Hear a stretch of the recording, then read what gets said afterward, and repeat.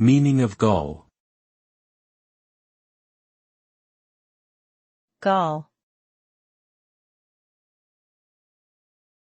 Gall. Gall. Gall. The word gall can have multiple meanings, depending on the context.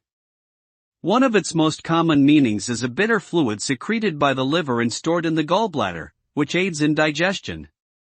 In a figurative sense, gall can also refer to something that causes bitterness, irritation, or vexation.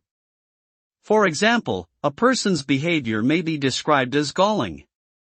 Overall, gall represents both a physical and metaphorical sense of irritation and bitterness.